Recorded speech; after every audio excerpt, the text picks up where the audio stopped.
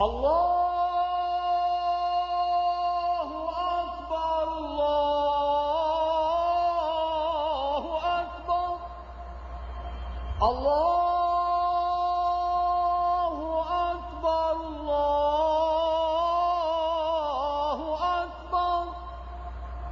Cairo. Un muecín llama a los fieles a la oración.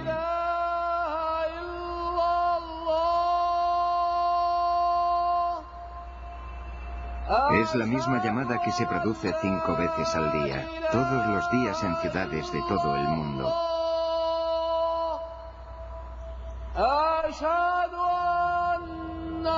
Cerca de un cuarto de la población del planeta responde a ella, ligados entre sí por el perdurable espíritu del Islam.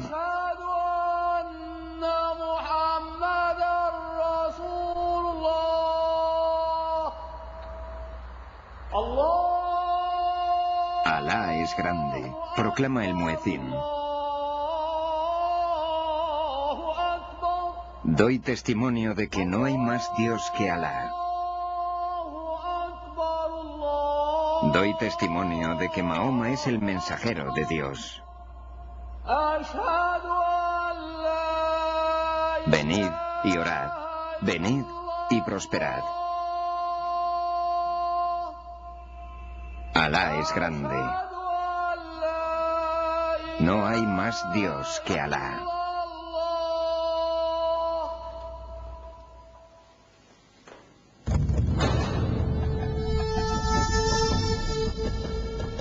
En el desarrollo de la historia, la civilización islámica ha sido uno de los más grandes logros de la humanidad.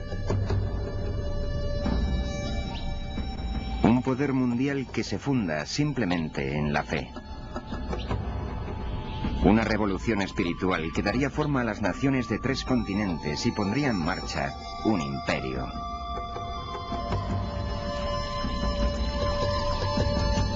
En el mundo occidental, la historia del Islam ha sido oscurecida por un velo de temor e incomprensión. Sin embargo, esta oculta historia del Islam está profunda y sorprendentemente entretejida con la civilización occidental.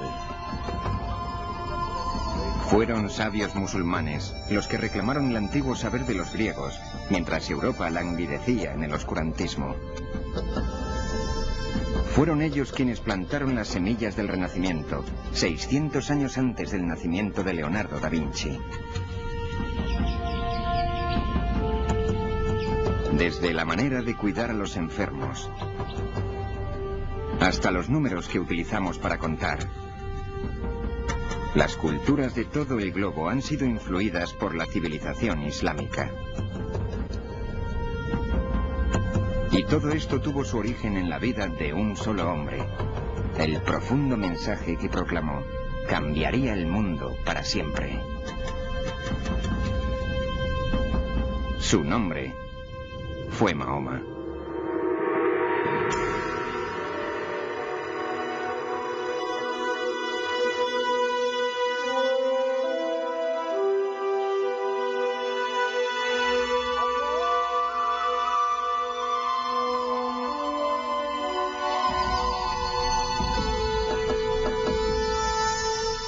Islam, Imperio de Fe, Episodio 1.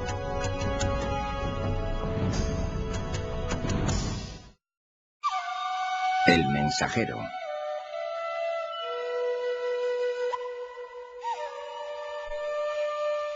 Para los musulmanes, la vida de Mahoma es una historia venerada. En sus misterios, tanto como en sus certezas, hay creencias consideradas sagradas. Lo que sabemos acerca del profeta es gracias a lo que ha sido preservado a través de los siglos y a lo que la gente ha querido preservar. Es muy difícil separar al ser humano ordinario del hombre que fue, de lo que él dice, las diferentes fuentes de información.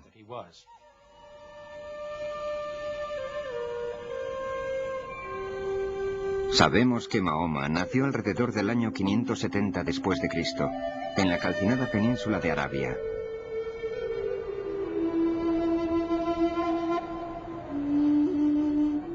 Una tierra de salvaje escasez que compartían las tribus de beduinos en un estado de permanente guerra tribal. Siendo todavía un niño, sus padres procuraron a Mahoma su primera experiencia de la vida en el desierto. Mahoma nació en la Meca, pero fue enviado a vivir con los beduinos porque la gente, incluso en la población de la Meca, creían que los beduinos eran los guardianes de los valores más profundos de la cultura árabe. Y los beduinos pensaban que la gente de la población habían perdido las raíces de la cultura árabe, la poesía, el arte de cuidar rebaños y todas las cosas que ellos hacían de manera magistral. Cuando Mahoma tenía 6 años, murieron sus padres, y él quedó bajo la tutela de su tío, el jefe de su clan. El hecho de ser un advenedizo le hizo adquirir una singular perspectiva. El quedarse huérfano tan pronto le hizo desarrollar un apasionado sentido de preocupación por aquellos que se ven socialmente marginados. Ser huérfano en una sociedad tribal donde el clan y las relaciones familiares son la clave de todo, éxito, posición, honor, dignidad, es experimentar lo que realmente se siente al ser marginado. Eso evidentemente le causó una gran impresión en su juventud.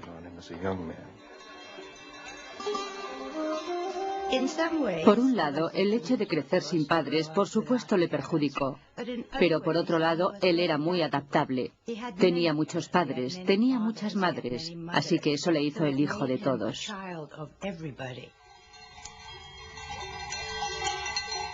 En el clan de Mahoma, como todos los árabes de la península, se compartían las historias que habían sido contadas una y otra vez por generaciones. La civilización árabe preislámica era una cultura principalmente oral. Había gran respeto y admiración por la gente que podía expresarse oralmente, y especialmente por aquellos que podían recitar poesía en cualquier momento. La gente más importante de la tribu eran poetas. Cantaban las glorias de la tribu, contaban la historia de la tribu. Para el beduino, la palabra tenía una importancia mística. Los poetas unían la tribu con sus antepasados y celebraban valores más antiguos que la memoria. La poesía era el lazo que unía a los beduinos, celebrando sus victorias y lamentando sus derrotas. Los poemas en sí mismos, como los poemas de Homero, celebraban la ética heroica y al mismo tiempo daban a entender de la manera más profunda la tragedia que esas guerras, esa ética de guerra tribal constante, suponía para la gente.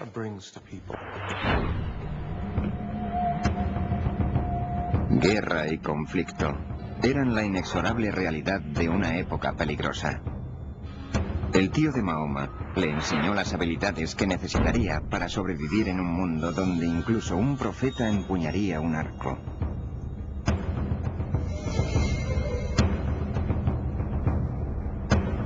En un yermo castigado por los elementos y carente de agua, la rivalidad ocasionada por un pozo podía provocar un feudo de sangre durante generaciones. Una verdadera rivalidad, verdaderas batallas y algunas veces bastante sangrientas, de modo que la lealtad de los individuos se dirigía a la familia y en mayor escala a la tribu. Sin la protección de la tribu, nadie podía salir adelante. Esparcidas por la península existían incontables facciones, todas empeñadas en amargas luchas, cada una defendiendo sus valiosos pastos, las rutas comerciales y, lo que es más importante, sus pozos. Hay que comprender que en su mayor parte el terreno es muy seco, así que el agua es algo que todo el mundo considera invaluable.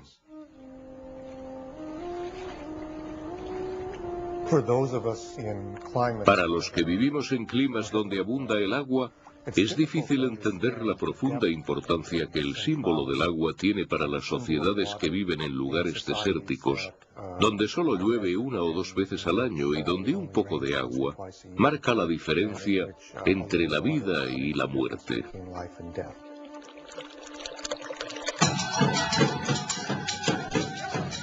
Cada clan tenía sus propios dioses y tótems por separado.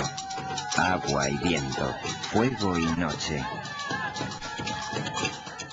Todos eran guardados en la ciudad de caravanas de la Meca, en un santuario de madera, piedra y tela.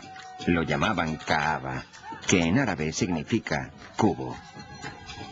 Los árabes preislámicos adoraban una variedad de espíritus que generalmente tenían una orientación animista y que algunas veces estaban asociados con cosas naturales como árboles, rocas o manantiales. La Kaaba de la Meca era uno de los santuarios centrados en un particular grupo de deidades. Se decía que el patriarca hebreo Abraham había construido la Kaaba siglos antes y que una piedra negra sagrada que se guardaba en el interior había caído del cielo. En estos tiempos turbulentos, la Kaaba proporcionaba un lugar pacífico. Solo aquí, los beduinos se doblegaban a una tregua temporal antes de regresar a sus conflictos en las arenas. Había un lugar central alrededor de la Kaaba, un recinto sagrado donde en los tiempos preislámicos todos tenían que deponer las armas. Esto, por supuesto, facilitaba el comercio, porque significaba que no se podían continuar los feudos cuando se estaba comprando o vendiendo. La importancia espiritual y económica de la Kaaba y la Meca son algo difícil de separar en lo que se refiere a los árabes preislámicos. La Kaaba hacía de la Meca un vibrante centro comercial. Aquí se podían encontrar incienso arábico, perfumes exóticos y especias indias, sedas chinas y linos egipcios. Pero quizá el mejor tesoro que se podía encontrar en la Meca era la rica mezcla de culturas. Por la ciudad pasaba gente que podía relatar todo tipo de interesantes experiencias de lugares lejanos. La religión local era mixta. Había cristianos y había judíos.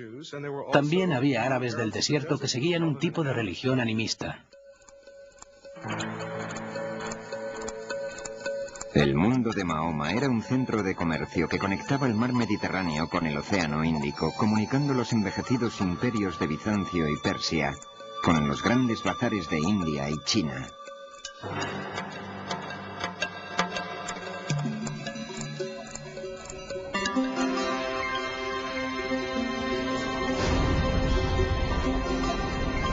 Mahoma se hizo comerciante. De hecho, tenía una gran habilidad para el comercio. A la edad de 25 años, mientras que conducía una caravana dirección norte hacia Siria, su talento llamó la atención de la dueña del cargo, una viuda rica llamada Khadija. Estaba tan impresionada con Mahoma que le propuso matrimonio. Khadija. Bueno, pienso que fue su mentora, además de su mujer. Una mujer muy fuerte, con su propio negocio y a la que Mahoma ayudaba. Formaban un gran equipo y estoy segura de que él aprendió mucho de ella. Él tenía muchos contactos entre los mercaderes que venían de diferentes partes del mundo y que pasaban a través de la península arábiga. Creo que era un hombre muy inteligente y de mente muy abierta. Era capaz de comunicarse con una gran variedad de gente. Debió ser un hombre con mucho carisma. Mahoma tenía don de gentes y se le daba bien resolver disputas. Una vez, cuando tuvieron que hacerse reparaciones en la Kaaba, los jefes de los clanes disputaron sobre quién tendría el honor de volver a poner en su lugar la sagrada piedra negra. Antes de que pudiera desencadenarse la violencia, Mahoma propuso una solución equitativa.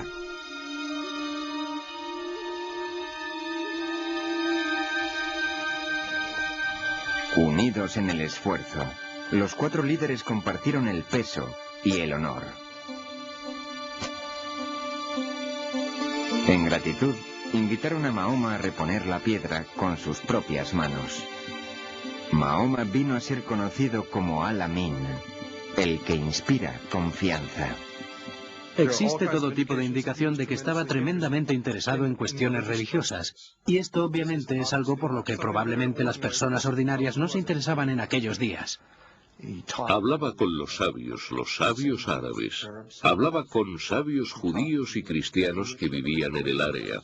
Solía subir a las colinas rocosas de las cercanías de la Meca para meditar y pensar acerca de cosas.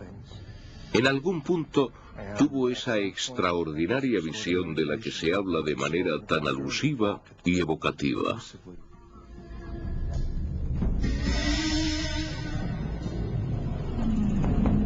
En una cueva cerca de la Meca, Mahoma tuvo una experiencia que constituiría el momento decisivo de su vida.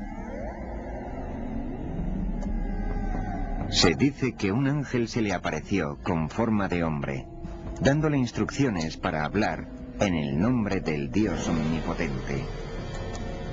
Para Mahoma, este fue un momento tan profundo como intensamente perturbador.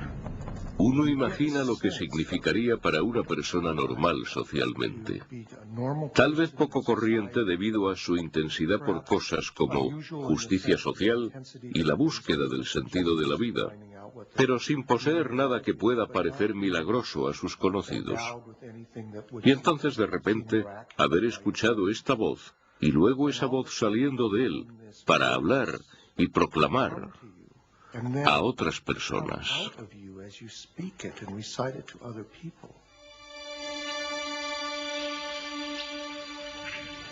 Este es el comienzo de la carrera profética de Mahoma.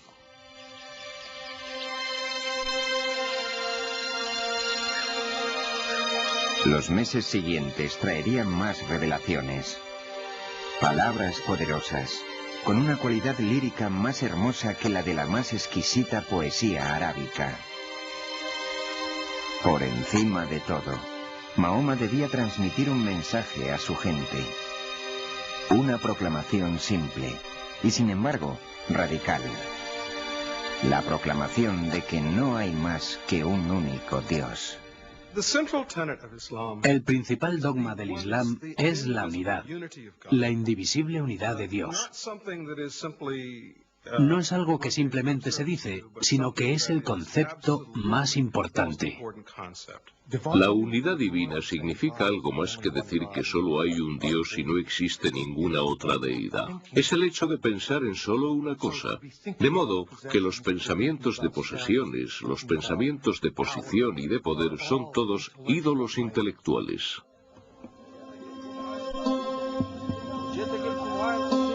Las implicaciones de esto resultaron asombrosas. Un solo Dios significaba un solo pueblo. No más divisiones tribales. Para el pobre y el indefenso, la perspectiva era algo revolucionario. Yo pienso que una de las cosas más importantes de su doctrina, y de la que no se habla a menudo, es el poderoso mensaje de justicia social que impartió. En aquel tiempo en la Meca había una separación creciente entre los que tenían y los que no. Él insistió en erradicar esto, insistió en la idea de compartir la riqueza, y fue este mensaje de justicia social lo que creo que hizo que fuera escuchado por muchos. Junto con el Islam apareció un nuevo orden, una nueva forma de vida. Y era una hermosa forma de vida en la que todos eran iguales, negros, blancos, hombres, mujeres y niños. De modo que tenía ese tipo de atractivo universal que creo que posibilitó la rápida expansión del Islam.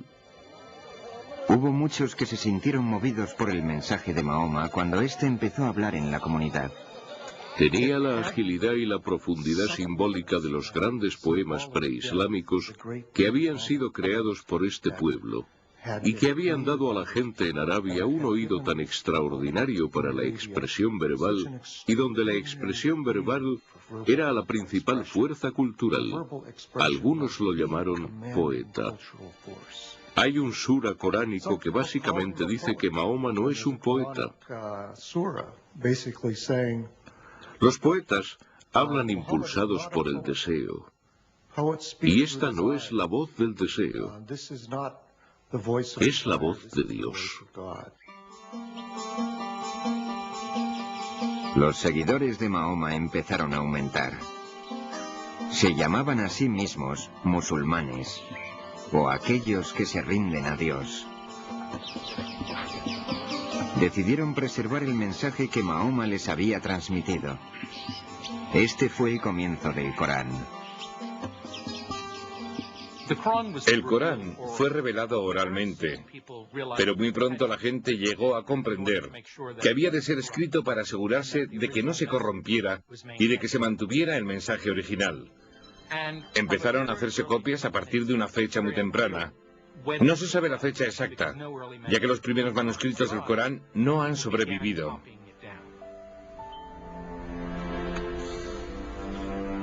El Corán es una revelación de enseñanza espiritual, una guía ética y social.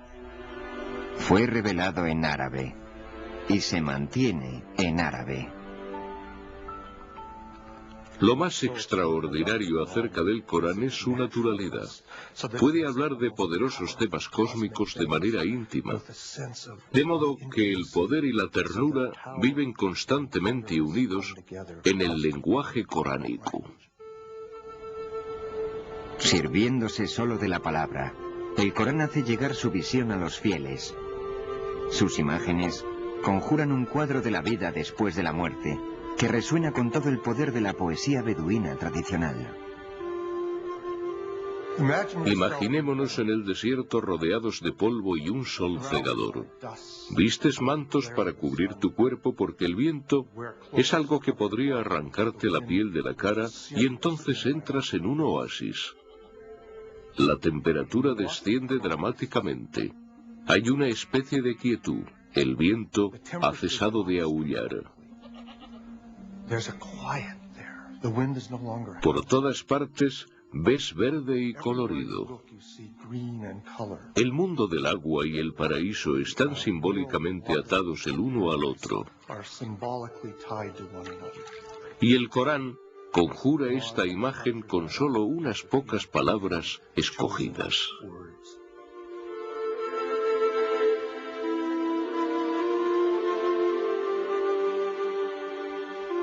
Sin embargo, a pesar de todas las imágenes del paraíso, en el Corán no hay una descripción fácil de Dios.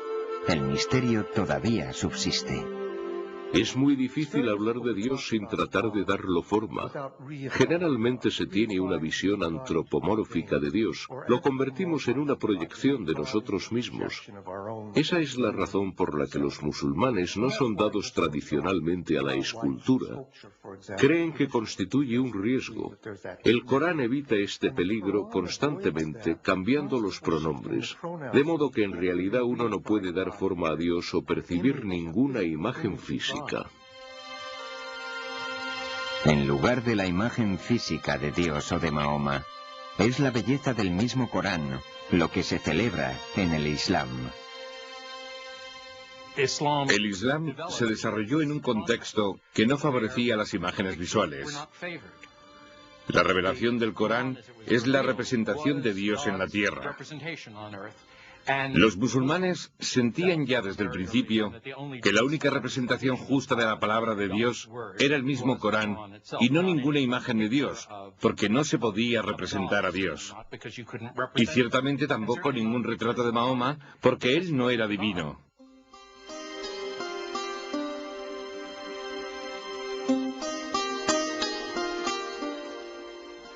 Algunas veces, en ciertos lugares, se hicieron representaciones del profeta Mahoma, pero estas no son imágenes religiosas. No son imágenes destinadas al culto.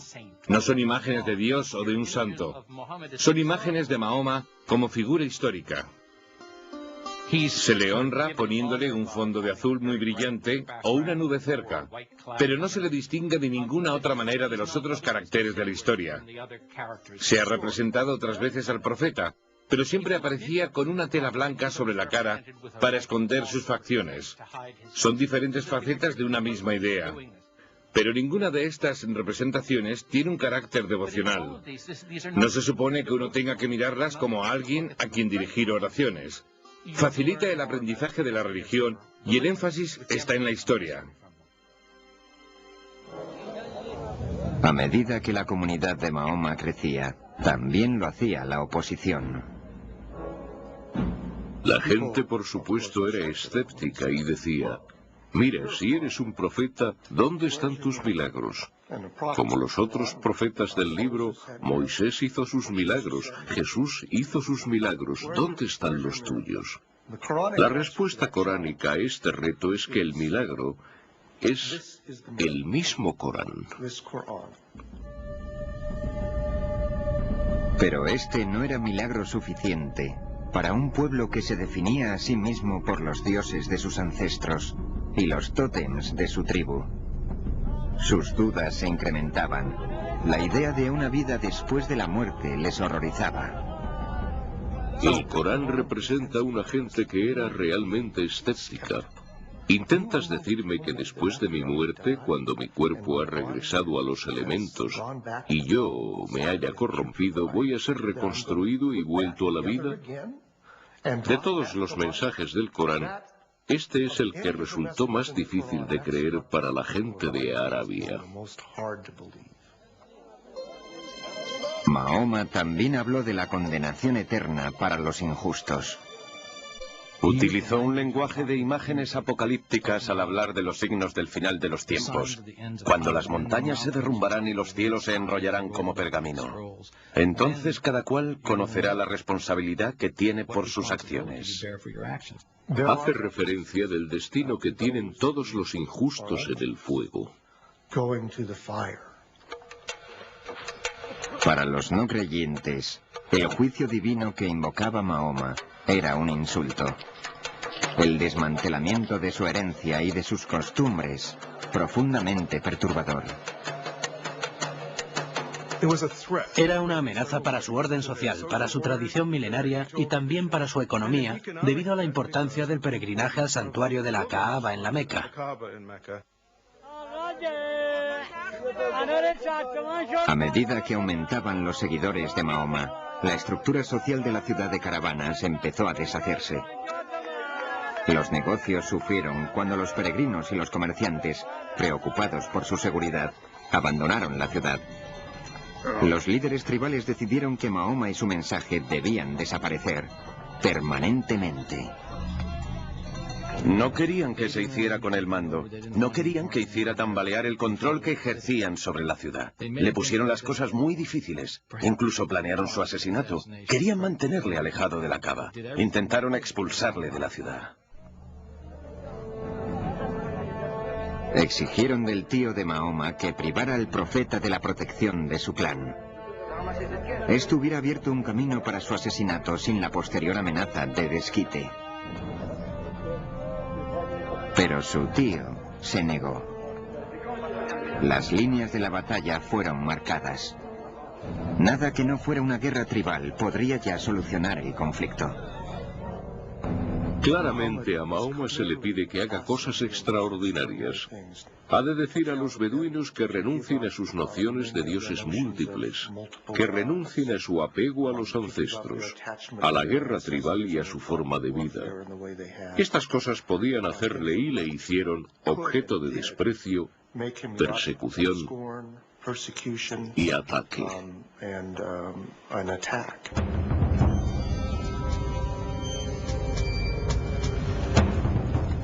Los seguidores de Mahoma fueron forzados a abandonar el mercado, causando su ruina. Aquellos que carecían de la protección de un clan fueron torturados y asesinados.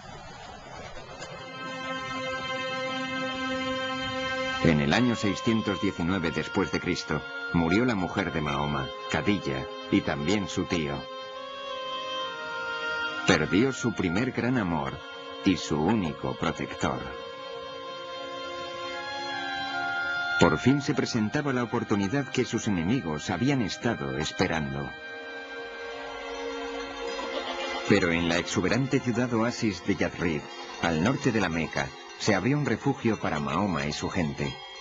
Las rivalidades entre clanes habían llegado a un punto álgido en la ciudad y necesitaban desesperadamente un pacificador. Habían oído que Mahoma era un hombre digno de confianza. Oyeron que tenía grandes habilidades de mediador y pensaron, veamos si podemos hacer que venga a ayudarnos. De modo que lo invitaron.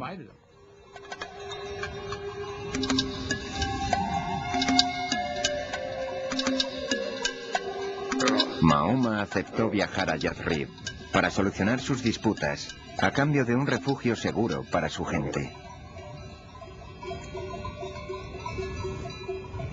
Abandonar el lugar de sus ancestros, sus familias y tribus, fue la prueba definitiva de devoción para los seguidores de Mahoma.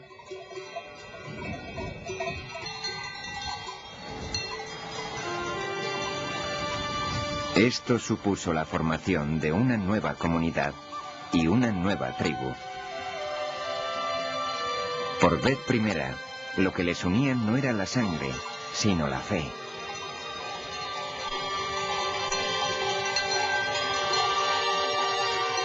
En el curso de un solo viaje de caravana, es donde el Islam marca su verdadero comienzo.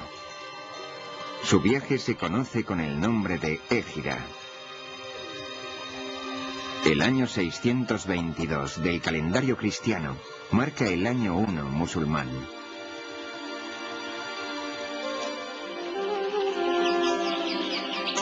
La meta de Mahoma para con la gente de Yathrib era la misma que la de su misión a más grande escala, procurar la paz y la unidad con su mensaje. Se le pedía que hiciera de figura salomónica para solucionar las tensiones que mediaban entre tribus que parecían irreconciliables. Cuando su trabajo se vio coronado por el éxito, la ciudad llegó a ser conocida como la ciudad del profeta, Medina.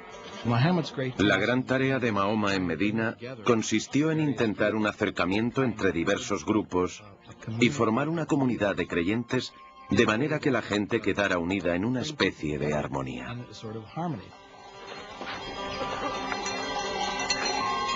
Mahoma ofreció a los clanes divididos de Medina una visión de solidaridad, pero al mismo tiempo que propagaba la palabra del Islam, nunca puso en entredicho las creencias de otros credos. El Islam se ve a sí mismo en buenas relaciones con las anteriores religiones, como el judaísmo y el cristianismo. Considera a su gente como gente del libro. Creen que Dios se ha dado a conocer a la humanidad muchas veces, pero cada vez la gente ha acabado desviándose. A lo largo del Corán se percibe la humanidad de Mahoma, su humildad como persona y el reto extraordinario de la misión que le fue encomendada por esta revelación divina.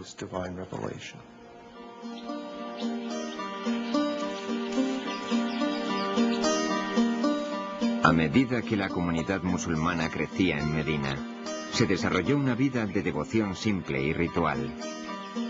Un esclavo abisinio liberado, llamado Bilal, fue el primero en llamar a los fieles a la oración en la casa de Mahoma. ¡Allahu Akbar! ¡Allahu Akbar! Fue la primera mezquita. ¡Allahu Akbar! ¡Allahu Akbar! ¡Ashhadu an la ilaha illallah! La llamada a la plegaria contiene el primer pilar del islamismo, que es la afirmación de la unidad de Dios. La ilaha illallah es la bella frase que muchos musulmanes repiten una y otra vez en su mente o de palabra para recordarse constantemente a sí mismos la unidad de Dios y la unidad sobre la que debemos enfocar nuestras vidas.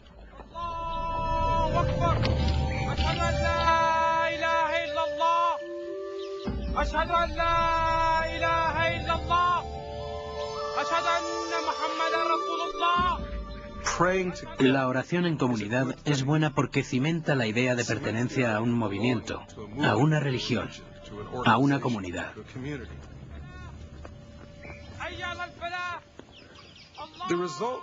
El resultado es algo muy poderoso, incluso para un observador no creyente, alguien que profese otra religión.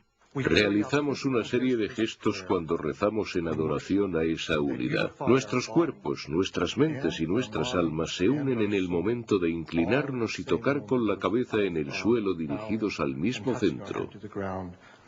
¿Qué símbolo de unidad podría ser más poderoso?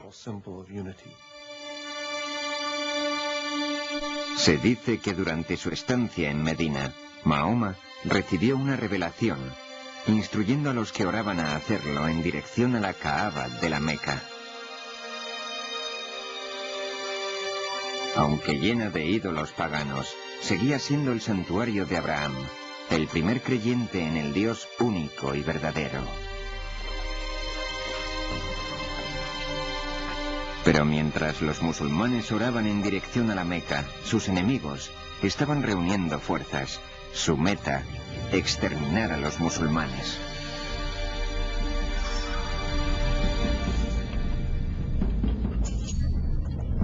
La gente de Mahoma empezó a reunir armas.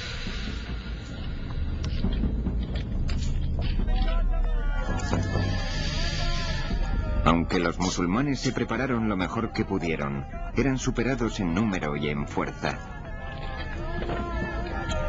Reunieron una fuerza de solo 313, en su mayoría viejos y muchachos con unas pocas armas. Mientras tanto, se acercaba una fuerza de 1000 hombres de la Meca fuertemente armados.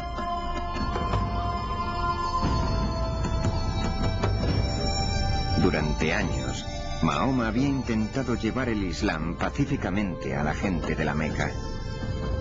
Había llegado la hora de luchar.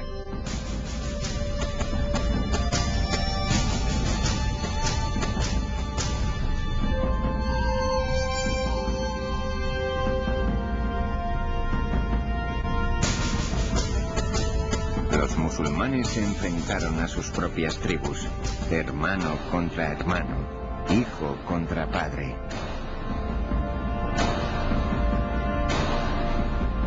Sin embargo, marchaban llevando una poderosa arma, la apasionada creencia en su fe. Las tropas de Mahoma lucharon con la confianza en la voluntad de Dios como guía.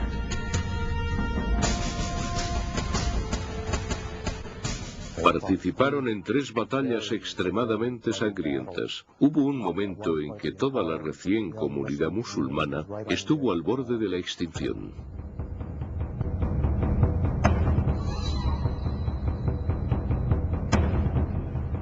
Durante 3 años el ejército musulmán se mantuvo en pie, a pesar de su increíble desventaja.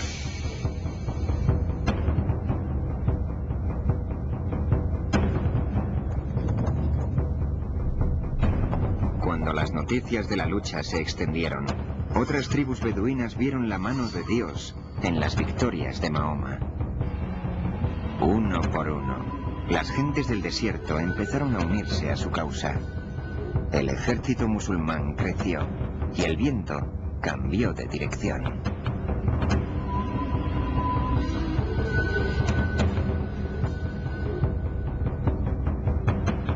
Las fuerzas musulmanas avanzaron hasta las inmediaciones de la Meca. Fue un furioso sitio que se prolongó casi un mes, hasta que finalmente la ciudad cayó en poder de Mahoma.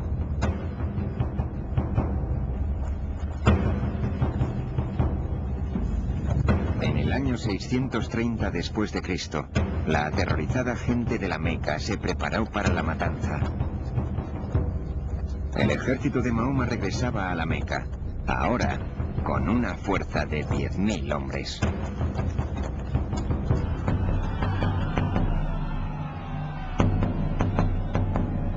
Los derrotados conocían el terrible destino que les esperaba. Según las costumbres de la lucha tribal, la gente de la Meca solo podía esperar una gran venganza. Por lo general se mataba a los hombres, y las mujeres y los niños eran vendidos como esclavos. En una guerra tribal no había misericordia para el vencido. En esto, por supuesto, no eran diferentes de otros pueblos.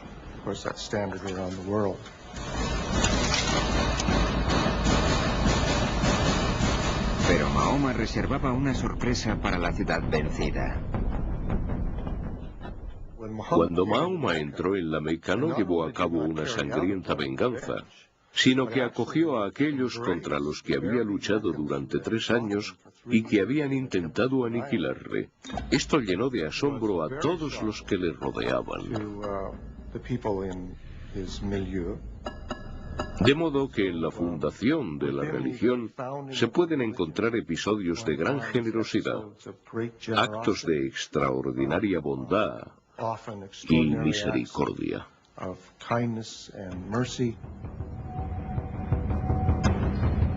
Pero no todo en la Meca escapó a la ira de Mahoma. Enardecidos con la victoria, sus tropas marcharon en dirección a la Kaaba. Marcharon 7 veces alrededor del santuario, mientras que aquellos que habían venido a buscar protección apelaban a sus ídolos. Pero Mahoma no había venido a destruir a los paganos. Venía a por sus ídolos. Levantó su bastón y los dioses tribales de sus antepasados fueron reducidos a polvo. El hecho de que Mahoma entrara en la Meca, se dirigiera al santuario y destruyera los ídolos que había dentro tiene una gran importancia cultural y simbólica en el Islam. Al destruir los ídolos estaba destruyendo el sistema tribal, en el cual cada tribu tenía su propio dios independiente.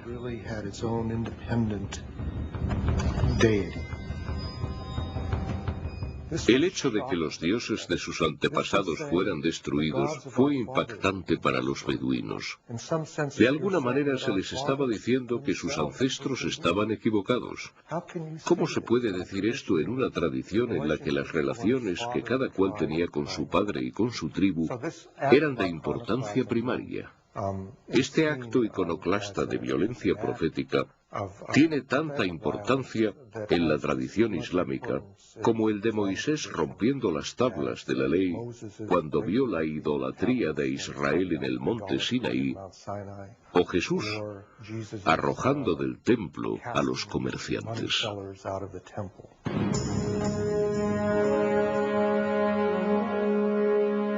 La destrucción de los ídolos supuso un nuevo principio, una ruptura con el pasado y la creación de una nueva y poderosa fuerza. La Meca fue solo el comienzo. Una después de la otra, las tribus de la nación fueron asimiladas y unidas bajo la bandera del Islam. Se había iniciado una comunidad de fe, nacida de la extraordinaria alineación de historia, personalidad y convicción. Lo que hizo Mahoma fue impartir un sentido de solidaridad, un sentido de misión, uniendo todos los segmentos separados de la península que desde entonces marcharían en dirección norte, sur, este y oeste.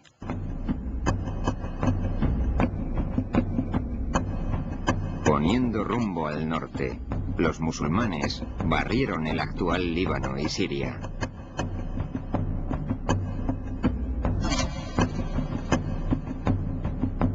Continuaron hacia el oeste, dentro de Egipto, y rápidamente a través del norte de África, fortificando la costa del Mediterráneo.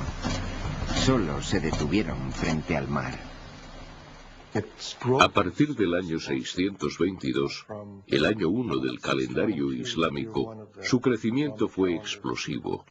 En solo 50 años, una gente cuyos padres eran criadores de camellos estaba gobernando uno de los mayores imperios de la historia mundial.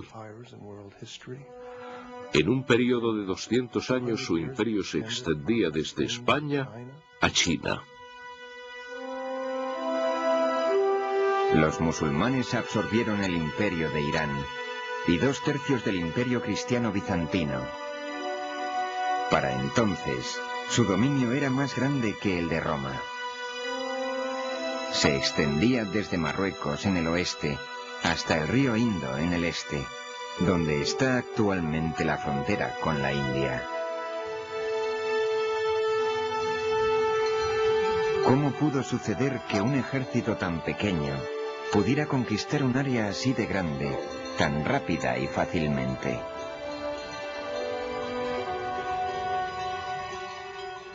El éxito del Islam, al expandirse por el Oriente Medio Central y a través del norte de África, fue debido en gran manera al hastío de la gente con sus regímenes previos. La idea de que los musulmanes se pasearan por el mundo diciendo «conviértete o muere», en realidad no es exacta en absoluto. No gobernaron con mano dura. En realidad permitieron que los pueblos conquistados mantuvieran sus propias estructuras administrativas. Permitieron que los cristianos y los judíos conservaran sus leyes religiosas y se gobernaran por ellas. De modo que en muchos casos los pueblos conquistados no percibieron la presencia del nuevo régimen como algo intolerable. De hecho, para los individuos que se sentían explotados y atropellados por un opresivo y a menudo parasitario sacerdocio, la idea de que el Islam era una religión esencialmente libre de clero debió de ser muy atractiva.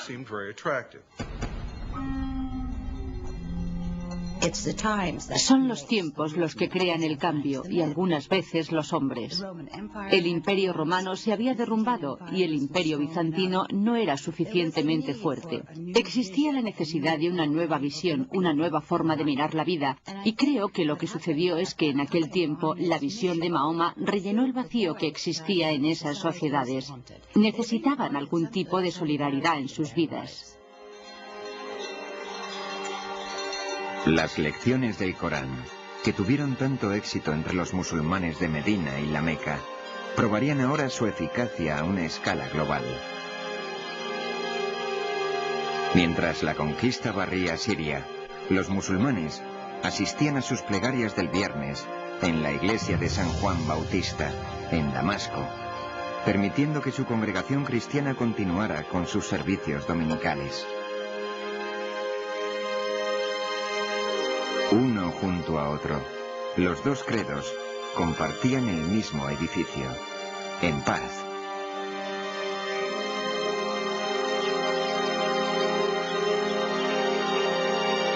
Dado el crecimiento de la comunidad musulmana, compraron la vieja iglesia a la congregación cristiana y construyeron una enorme mezquita en el lugar.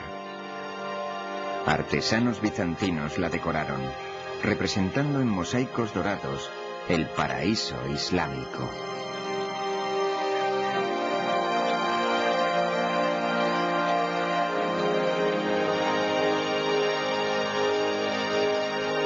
La gran mezquita de Damasco se convertiría en un modelo para las mezquitas que se construirían en todo el imperio.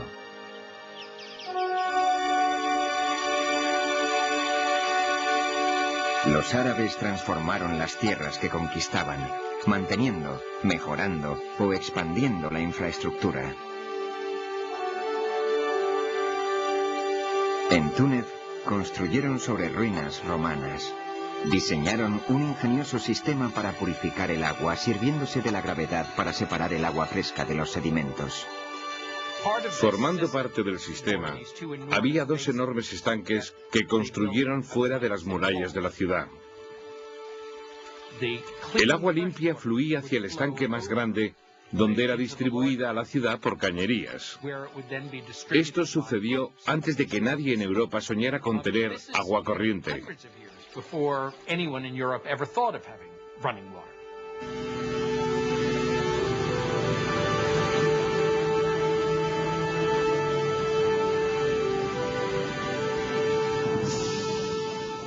Por todas partes se encuentran proyectos para transportar agua desde las montañas hacia las planicies donde el agua escaseaba. Resucitaron elaborados sistemas de irrigación, llenando los viejos acueductos de piedra con valiosa agua.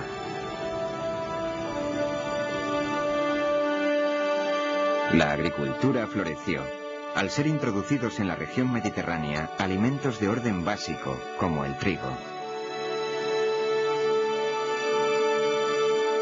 Pero los musulmanes guardaron su proyecto más monumental para la sagrada ciudad de Jerusalén. La primera gran obra de arte del Islam es la Cúpula de la Roca. Fue construida en una ciudad que era sagrada para cristianos y judíos. Es algo espectacular.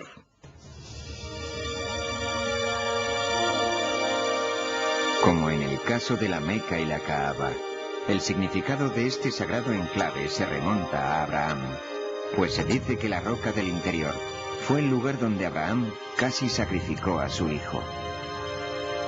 Esta construcción rivalizaba con la cercana iglesia del Santo Sepulcro, donde se dice que Cristo fue sepultado. La cúpula de la roca es extraordinaria por su perfección. La gente reverenciaba este enclave por ser el lugar sagrado de Abraham e Isaac. Imaginemos estos recién llegados que vienen y se apropian de un pedazo de tierra de primera calidad. Construyen en la cima de una montaña un nuevo edificio para una nueva religión, algo que brilla a la luz del sol, para todo aquel que quiera mirar.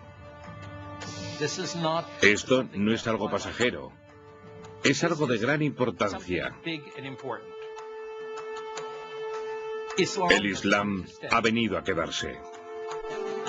En tan solo 100 años, Mahoma había cambiado el mapa político y espiritual del mundo, y sus seguidores se establecieron en un imperio más grande que el romano.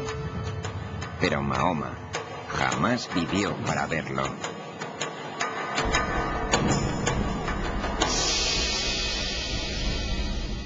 En el 11º año del calendario islámico, el 632 después de Cristo, solo 2 años después de tomar la Meca, Mahoma murió.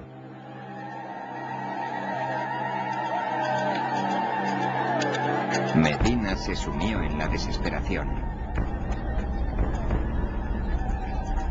Durante días, la ciudad se vio consumida por el dolor y la ceremonia. Se sabe que Mahoma quería ser enterrado con sencillez, con nada que marcara su tumba. No quería que la gente fuera a adorar su tumba, porque eso hubiera interferido con su adoración a Dios. Dios les había hablado solo a través de Mahoma. Ahora que el profeta les había dejado, quizá Dios también les abandonaría. La muerte de Mahoma supuso una crisis para la joven comunidad islámica. La cuestión de la sucesión era lo que realmente preocupaba a la gente. En este punto hubo una divergencia de opinión referente a cómo debería elegir la comunidad a un nuevo líder. Según la facción de los chiitas, Mahoma había ya designado como sucesor a Ali, su yerno y primo. La opinión que llegó a ser la de la mayoría, o la opinión suní, declaraba que Mahoma no había elegido sucesor durante su vida, pero que había dicho que eligieran a alguien entre los miembros de la comunidad o entre los ancianos. Y de una casa salió un hombre que había de ser su sucesor, Abu Bakr. Se dirigió a la gente y dijo: si adoráis a Mahoma, sabed que está muerto. Si adoráis a Dios, sabed que Él vive para siempre. Este es el secreto del poder y de la profunda influencia del Islam, la fuerza unificadora de un solo Dios misericordioso y compasivo, el poder de un pueblo unido por una fe común. Mahoma no encabezó la conquista, ni creó el imperio que había de venir. Fue el poder transformador de su mensaje quien lo hizo.